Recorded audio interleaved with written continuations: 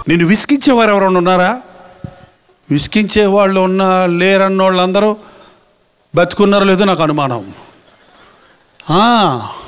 నిన్ను ఎవరు ఇసుకించకపోయినా నీ పిల్లలు ఇసుకిస్తారు కదమ్మా, ఇసుకించరా?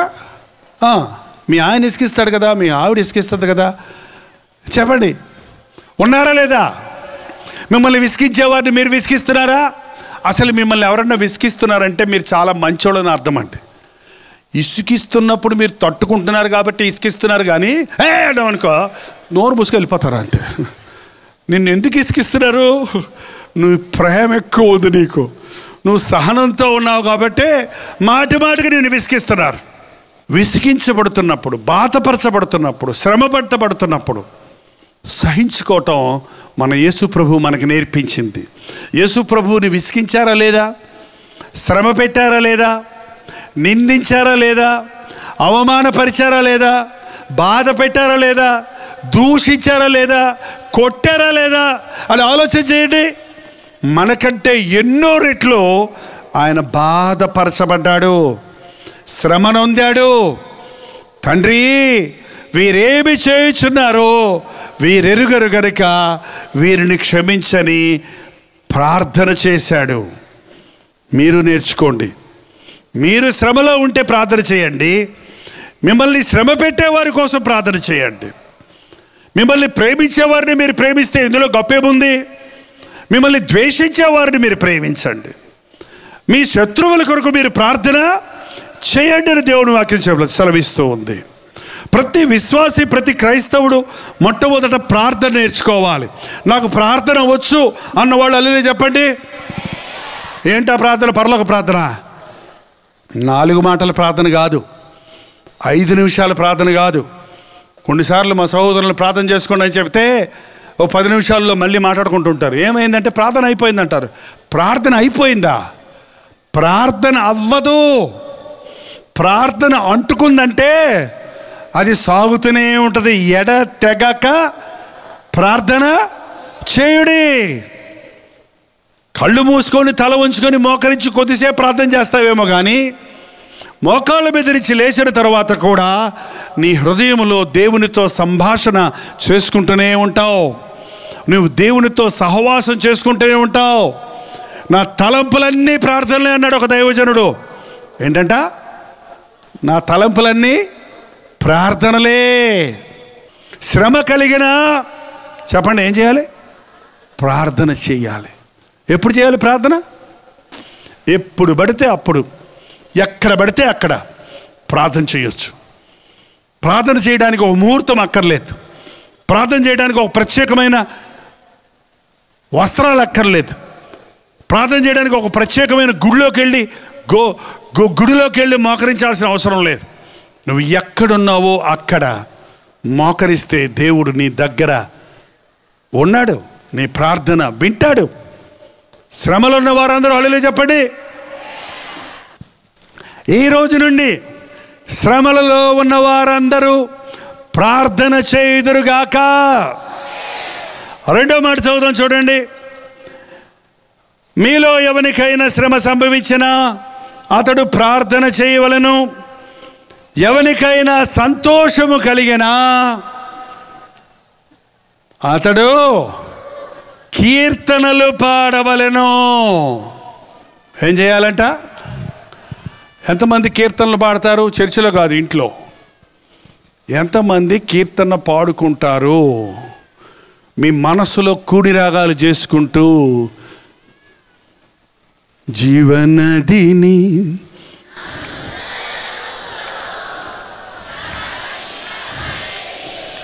అబ్బో, మంచి గాయకులే మీరందరూ.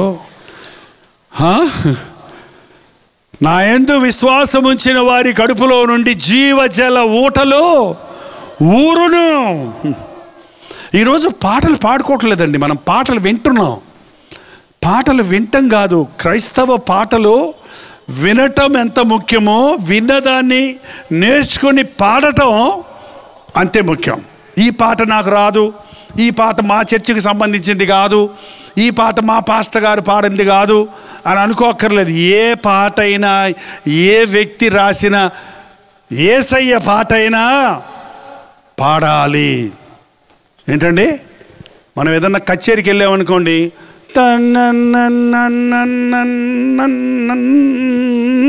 అంటుంటే మనం కూర్చొని అనొచ్చు, మనం పాడలేము అలాగా.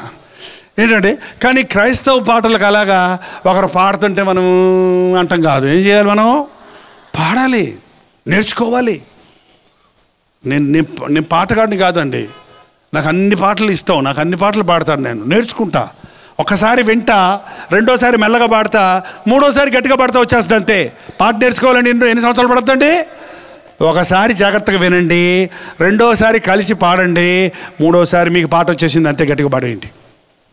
పాటలు నీ గుండెల నిండా ఉన్నప్పుడండి, ఆ సంభవానికి తగినట్టుగా నువ్వు పాట పాడుకుంటూ ఉంటే, ఆ పని చేసేటప్పుడు కానీ, ప్రయాణం చేసేటప్పుడు కానీ, దిగులుతో ఉన్నప్పుడు కానీ ఆ పాట నీకు గుర్తొచ్చిందంటే నీ హృదయంలో గొప్ప ఆనందం కలుగుతుందండి. ఈ సమయంలో ఒకసారి ఆలోచించేయండి, నిజమైన పాట నీ గుండెల్లో ఉందా? మన యేసయ్య ఒక్క పాట రాయలేదండి, ఒక్క పాట పాడలేదు ఆయన. కానీ యేసు ప్రభు పాటలు ఇవాళ ఎన్నున్నాయో తెలుసా మీకు? కొలలో ఎంతమంది ఎన్ని భాషలలో ఎన్ని సంగీత ధ్వనులతో పాడుతున్నారంటే, ఒక వ్యక్తి హృదయంలోని బాధలన్నీ తీరిపోవాలంటే పాట చాలండి ప్రసంగం కంటే. సౌలుకి దెయ్యం పట్టేదంట, దెయ్యం పడితే, రాజుగారికి దెయ్యం పడితే ఎన్నో వైద్యాలు చేయించగలడు. భూత వైద్యం, ఇంకేం వైద్యాలండి, ఆయుర్వేదం, హోమియోపతి, అది ఇది అన్నీ చేశారు, ఆ రోగం పోవట్లేదు. ఏంటి ఆ రోగం అంటే, సౌలు గారికి వచ్చిన రోగం ఏంటంటే, అతని హృదయంలో అసూయకు చోటిచ్చాడు, అతని హృదయంలో దేవుడు చేసిన మేలులు మర్చిపోయాడు.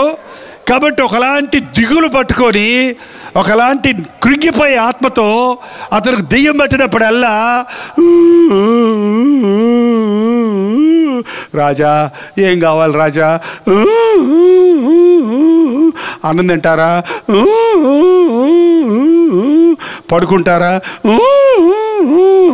ఇసరమంటారా, మ్యూజిక్ పెట్టమంటారా, ఎక్కడ నెప్పా, ఇదేమి చెప్పురా నాయనా. వాళ్ళకి ఏం అర్థం కాక చివరికి ఎవరిని తీసుకొచ్చారు? దావీదు చమత్కారముగా వాయించగలిగిన వాడు, దేవుని ఆత్మతో నింపబడి పాటలు పాడుతూ ప్రభువుని స్తుతించేవాడు. దావీదు వచ్చి పాటలు పాడుతుండగానే సౌలులో ఉన్న దురాత్మతని విడిచిపెట్టి దేవుణ్ణి స్తుతించుడి, ఎల్లప్పుడు దేవుణ్ణి స్తుతించుడి, దేవుణ్ణి స్తుతించుడి, ఎల్లప్పుడు దేవుణ్ణి స్తుతించుడి అని పాడుతుంటే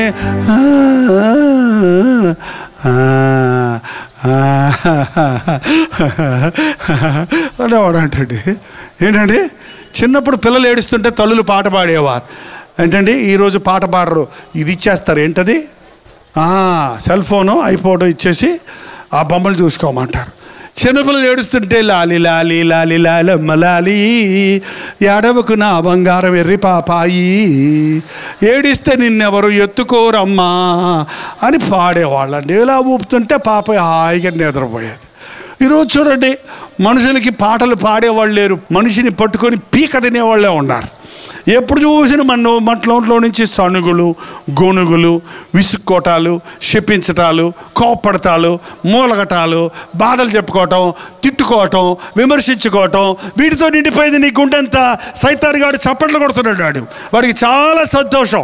నీ గుండెల్లో గుబులుంటే, నీ గుండెల్లో దిగులుంటే, నీ హృదయంలో మనోవేదన ఉంటే, నిన్ను సాతాను ఆవరించి నిన్ను ప్రోత్సహించి నీవు చంపుకోవడానికో, నువ్వు బరి తెగించి నీ ఇష్టం వచ్చినట్టు బ్రతకడానికో, నువ్వు తిరగబడి సాతానులో ప్రవర్తించడానికో నీ మీద ప్రభావం చూపిస్తున్నాడు.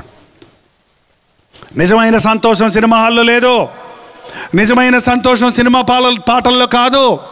శరీరానికి ఉద్రేకం కలుగజేసే సంగీతాలు ఎన్నో ఉన్నాయి ఈ రోజున, శరీరాన్ని ఎగిరి గంతులేయించేటువంటి పాటలు ఎన్నో ఉన్నాయి.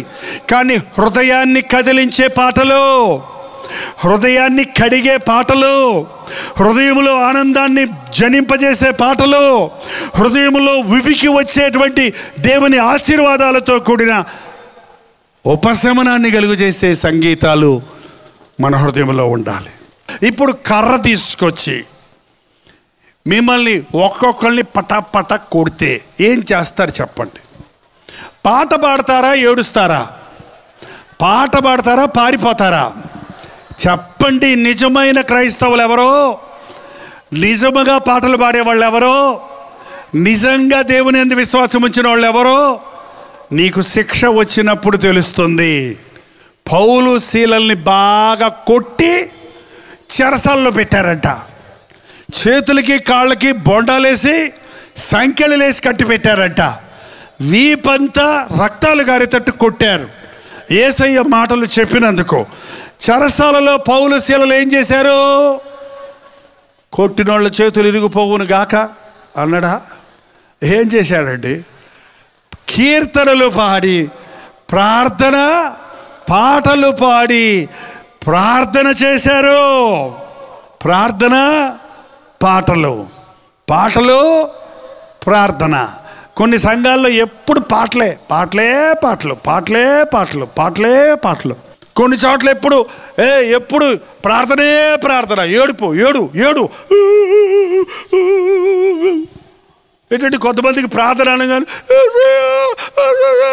ఒకటిదే, ఏడుపులేదు ఏం లేదు. టోన్ గొంతు మార్చేస్తారు ఏంటో మరి. ఏడుపు రాకపోతే తుమ్ము తీసుకుని ఇంటి రాసుకొని అదేంటది? పాపం చేసినప్పుడు పశ్చాత్తాపడు, కన్నీరు గార్చు. అంతేగాని ప్రార్థన అంతే ఏడుపు కాదండి.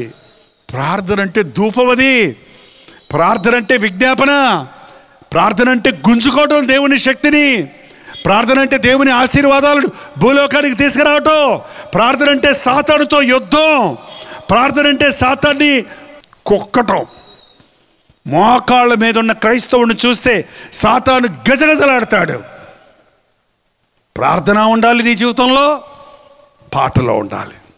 ప్రభువును స్తుతించాలి, స్వతహాగా నీ హృదయంలో నుంచి రావాలి. బాధలో కూడా ప్రార్థన రావాలి, దుఃఖంలో కూడా పాట రావాలి. దుఃఖంతో పాడే పాటలు కొన్ని ఉన్నాయండి, నాకు చాలా ఇష్టం. అవి ఎంత హృదయాన్ని కదిలిస్తాయో తెలుసా? ఆ పాటలు పాడుతున్నప్పుడు మన హృదయం కదిలిపోద్ది, గొప్ప ఆదరణ దొరుకుతుంది. ఆ రాత్రి పౌలు శీలలు పాట పాడుతుంటే అక్కడ వాయిద్యాలు వాయిస్తానికి ఆర్కెస్ట్రా లేదు. చెరసాలలో ఉన్న పాటలు పాడుతున్నప్పుడు భూకంపం కలిగిందంట. తలుపులు తాళాలు ఊడిపోయినాయి, కిటికీలు కొట్టుకున్నాయి. వాళ్ళ చేతుల్లో కంజర లేదు. బొండాలు అంటే చెక్క చెక్క చెక్క సంఖ్యలతో ఆయన పాటలు పాడుతుంటే దేవుణ్ణి స్తుతించుడి డుమ్ డుమ్ డుమ్ డుమ్ కలకలకల్ కలకలకల్. ఏంటి ఆ సంఖ్యలు? ఆ పాట పాడుతుంటే తాళం కప్పలు ట్రక్ ఊడిపోయినాయి అంట. ఆటికాటికే తలుపులు బర్రక్ తెరుచుకున్నాయంట. అవన్నీ బేస్ మీ గిటార్లాగా మ్యూజిక్లు వచ్చేసాయంట. ఆ పాటల శబ్దానికి ఆ భూమి తన్మయమందింది. అక్కడ ఒక అద్భుతం జరిగింది. ఆ చెరసాలలో ఉన్న వాళ్ళందరికీ ప్రసంగం చేయలేదు పౌలు శీలలు. ఏం చేశారో తెలుసా? పాటలు పాడి దేవుణ్ణి స్తుతిస్తుంటే ఆ చెరసాలలో ఉన్న నరహంతకులు, దొంగలు, నేరస్తులు, వ్యభిచారులు మారు మనసు పొందారు. మీకెట తెలిసి అంటారేమో, చెరసాలలో తలుపులు తెరిస్తే తాళాలు తీసేస్తే చెరసాలలో దొంగలు ఉంటారా? ఉంటారా? ఆ చెరసాల అధిపతి వచ్చేటప్పటికి తలుపులన్నీ తెరుస్తున్నాయంట. అందరూ పారిపోయారు అనుకొని కత్తి తీసుకొని తాను పొడుచుకోబోతున్నాడు. అప్పుడు పౌలు అన్నాడు, మేమందరం ఇక్కడే మారిన దొంగలు కాబట్టి, పాటల ద్వారా పరివర్తన చెందారు కాబట్టి వారు పారిపోలేదు. ఆ చెరసాల అధిపతి కూడా ఆ రాత్రి రక్షించబడ్డాడు. ఈ రోజున యేసయ్య పాటలు పాయాసంలాగా మీ పక్కోళ్ళకి అందించండి. కొన్నిసార్లు మనం పాడే పాటల్లో దేవుని వాక్యం అలాగే మిళితమై ఉంటుంది. ఆ వాక్యాన్ని మనం పాటగా అందించినప్పుడు వారి హృదయాల్లో క్రియ జరుగుతుంది. అసలు దేవుని వాక్యం చెప్తుంది, క్రైస్తవుడు మాట్లాడుకునే విధానమే సంగీతాలతో మాట్లాడుకోవాలంట. ఒకసారి చూడండి, కొలసీలకు రాసిన పత్రిక 3వ అధ్యాయము 16వ వచనము. సంగీతములతోనూ కీర్తనలతోనూ ఆత్మ సంబంధమైన పద్యములతోనూ ఒకనికొకడు బుద్ధి చెప్పుకొనుచు కృపాసహితముగా మీ హృదయములలో దేవుని గురించి గానము చేయుచు సమస్త జ్ఞానముతో క్రీస్తు వాక్యము మీలో సమృద్ధిగా నివసింపనీయుడి. ఏమంటున్నాడు దేవుని వాక్యంలో? ఏమంటారండి? సంగీతములతోనూ కీర్తనలతోనూ ఆత్మ సంబంధమైన పద్యములతోనూ ఒకనికొకడు బోధించుకొనుచు బుద్ధి చెప్పుకొనుచు దేవుని కృపాసహితముగా దేవుని వాక్యాన్ని మీరు గానం చేయండి. ఏమండి, ఎలా మాట్లాడుకోవాలంట? భార్య భర్తలు ఇంట్లో పాట పాడినట్టు మాట్లాడుకోవాలంట. ఏమండి, భోజనం చేస్తారా? అలాగే ఏం కూర? వంకాయ కూర. వంకాయ కూర వద్దని చెప్పానుగా. పచ్చడి చేయమంటారా? ఏంటండి, ఎంత చక్కగా తిట్టుకోవాల్సి వచ్చినా, బుద్ధి చెప్పుకోవాల్సి వచ్చినా పద్యమే వాడమంటున్నాడు. నీకు బుద్ధి లేదా అనొచ్చు. బుద్ధి లేదా అని అనొచ్చు కదా. ఏంటండి, నీకు బుద్ధి లేదా? అవునండి, నాకు బుద్ధి లేదు అంటే అసలు ఇంట్లో సైతానికి చోటు ఉంటుంది చెప్పండి. పిల్లలు వచ్చిన డాడీ మమ్మీ భలే ఉన్నారు మీరు, ఘంటసాల సుశీల్ అలాగన్నారు అనరా? ఏంటండి, దానికి బదులు అనవిడే పెట్టదిరే. ఏంటిది? బతుకు ఒకటే ఉందండి. ఏడుస్తూ బతకండి, ఎప్పుడు ఏడుస్తూ బతకండి, ఆనందంగా బతకండి. నీకు దేవుడు ఉన్నాడని విశ్వాసం ఉంటే, నీ ప్రార్థన వినేవాడు ఉన్నాడని నీకు నమ్మికుంటే, లోకమంతా నీ మీద తిరుగుబడి వచ్చినా దేవుని చిత్తం లేకుండా నీకే హాని జరగదు అనే విశ్వాసం ఉంటే నువ్వు ఏడవాల్సిన అవసరం లేదు. నీకెన్నో సమస్యలున్నా, ఆ సమస్యలు చూసుకొని బిత్తరపోతున్నా, అట్ట ఒక్కసారి యేసయ్య వైపు చూస్తే, అబ్బా ఎంత గొప్ప దేవుడు నాకున్నాడు, ఇంత గొప్ప దేవుడి ముందు ఈ బుల్లి సమస్యకి ఎందుకు నేను ఏడుస్తూ కూర్చున్నాను? ఏంటండి, నీ సమస్యలు నీకంటే పెద్దవి ఉండొచ్చు, కానీ నీ ప్రభువు నీ సమస్యల కంటే 1,000 రెట్లు పెద్దవాడు. ఆయన్ని స్తుతించు, ఆయన్ని పొగుడు, ఆయన్ని ఘనపరచు, ఆయన యందు ఆనందించు, ఎల్లప్పుడూ సంతోషంగా ఉండుడి. మరల చెప్పుదును, ప్రభువునందు మీరు ఎల్లప్పుడూ ఆనందించుడి. ఈరోజున ఎందుకు మన సంతోషం అంటే అదే చూస్తూ చూస్తూ బుజు ముడిచిపోతుంటుంది. గుండెల్లో నుంచి ఊగుతూనే ఉండాలి సంతోషం. ఎకకలాడటం కాదు. కానీ నేను చెప్పేది, నీ గుండెల్లో తీరని సంతృప్తి ఉన్నప్పుడు, ఒక విధమైన నిరీక్షణ ఉన్నప్పుడు, నీ దేవుడి గొప్పతనాన్ని పెరిగినప్పుడు నువ్వు ధైర్యంగా ఉంటావు, నువ్వు ఆనందంగా ఉంటావు, నువ్వు రిలాక్స్గా ఉంటావు, నువ్వు హాయిగా ఉంటావు. కానీ ఈ రోజున చాలామంది యేసు ప్రభువుని నమ్ముకున్నాను అంటున్నారు, మీ మూటలు మీరే మోసుకుంటున్నారు, మీ బాధలు మీరే భరిస్తున్నారు, మీ శ్రమల్లో మీరు ఇంకా కృంగిపోతూనే ఉన్నారు. ఈ రాత్రి ప్రభు చెప్తున్నాడు, మీకేమైనా శ్రమ కలిగినా ప్రార్థన చేయాలి, సంతోషం కలిగినా కీర్తన పాడాలి. ప్రభువుని స్తుతిద్దాం, ప్రభువుని గణపరుద్దాం, కీర్తనలు పాడి ఆయన నామాన్ని ఘనపరుస్తాం, ఆయన్ని స్తుతిద్దాం, ఆయన యందు ఆనందిద్దాం. అప్పుడు నీ జీవితంలో ఎంతసేపు ఇంకొకళ్ళ మీద ఆధారపడి బతికే బతుకు కాకుండా, నీ ప్రభు చేయి పట్టుకొని ఎగురుకుంటూ గంతులేసుకుంటూ సంతోషంతో ముందుకు సాగిపోయే క్రైస్తవ జీవితాన్ని జీవించగలుగుతావు. అట్టి జీవితాన్ని దేవుడు మనందరికీ ఇచ్చునుగాక. అందరూ లేచి నిలబడి ప్రార్థన చేసుకుందాం. శ్రమలలో నీ యందు ఆనందించుటకు మాకు సహాయము చేయము. పాపం వల్ల తెచ్చుకున్న శ్రమలో, పాపం వల్ల తెచ్చుకున్న రోగములలో ఈ రాత్రి ఎవరెవరైతే ఇక్కడ శ్రమనంది ఉన్నారో అట్టి వారిని నజరేయుడైన యేసుక్రీస్తు నామములో విడుదల చేయుచున్నాము తండ్రి. నీతిమంతుని విజ్ఞాపనతో కూడిన ప్రార్థన బహు బలమైనదిగా ఉంటుందన్నావు కదా.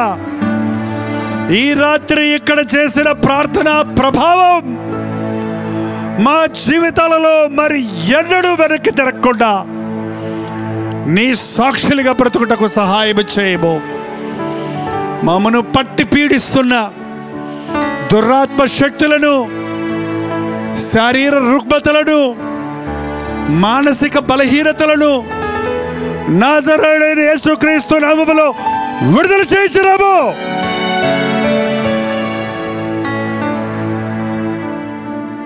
నేనే నా చిత్తానుసారముగా నీ దోషములు తుడిచివేయుచున్నాను, మరెన్నడూ వాటిని జ్ఞాపకము చేసుకున్నాను అన్న వాగ్దానంతో మేము ఇక్కడి నుంచి వెళ్ళడానికి, మా శరీర రోగముల నుండి స్వస్థత మాత్రమే కాక, ఒకవేళ అతడు పాపము చేసిన వాడైతే అతని పాపములు క్షమించబడును అన్న మాట మా ఒక్కొక్కరి పట్ల అక్షరాల నెరవేరుటకు సహాయము చేయము తండ్రి.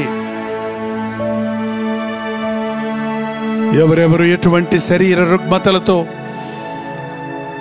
శరీర బలహీనతలతో, అనారోగ్య పరిస్థితులలో, అవయవాలు పాడై ఆరోగ్యం లేక, థైరాయిడ్ ద్వారా, షుగరు, బీపీ ద్వారా, కీళ్ళ నొప్పులు, మోకాళ్ళ నొప్పులు, నడువు నొప్పులు, తలనొప్పులు అంటూ శరీరములోని అవయవములన్నీ పాడైపోయిన స్థితిలో వేదనను, బాధను అనుభవిస్తున్నారు. ఒక్కసారి నీ గాయపడిన హస్తాన్ని చాచి ప్రతి ఎముకను, ప్రతి నరమును, ప్రతి అవయవమును నాయన స్వస్థపరచుము తండ్రి. తల్లి గర్భములో ఎముకలను ఏర్పాటు చేసింది నీవే కదా, నరములను చర్మమును కప్పి జీవమునిచ్చిన వాడివి నీవే కదా, స్వస్థపరచు యెహోవాను నేనే అన్నావు కదా. సిలువలో యేసుక్రీస్తు సిలువలో పొందిన దెబ్బల ద్వారా మాకు స్వస్థత ఉన్నది అన్నావు కదా. ఆ స్వస్థత మాకు దయచేయి నాయన. మానసిక ఆందోళనతో, దురాత్మల శక్తులతో పీడించబడుతున్న వారిని ఈ రాత్రి నజరేయుడైన యేసుక్రీస్తు నామములో విడుదల చేసినాము. సంతోషం మా హృదయాల్లో దయచేయ్యా. స్తుతి కృతజ్ఞతలు దయచేయి నాయన. గంతులు వేసే క్రైస్తవ భక్తి దయచేయ్యా. శ్రమలో కూడా ఆనందించే భక్తిని దయచేయము తండ్రి. గాఢాంధకార లోయలో సంచరించిన తోడున్నానన్నావు కదా, నా శ్రమలో నన్ను విడువను ఎడబాయనన్నావు కదా. ఈ రాత్రి మాకు సహాయం చేయి నాయన. తిట్టుకునే, విసుక్కునే, కసురుకునే, నిందించుకునే, చచ్చిపోదామనుకునే కృంగిపోయే భక్తి నుంచి మమ్మల్ని విడిపించి నీ యందు ఆనందించే జీవితాలు మాకు దయచేయి నాయన. నీ మీద ఆనుకునే భక్తిని మాకు దయచేయి తండ్రి. ఏ భార్య భర్తల మధ్య సమాధానం లేక ఎడముఖం పెడముఖంగా ఉన్నారో అట్టి కుటుంబాలలో పరిశుద్ధాత్మ కార్యాన్ని జరిగించి ఈ రోజు నుండి సమాధాన పడడానికి, కుటుంబాన్ని కట్టుకోవడానికి సహాయం ఇచ్చే యేసుక్రీస్తు నామములో అడుగుచున్నాము తండ్రి. ఆమేన్, ఆమేన్, ఆమేన్.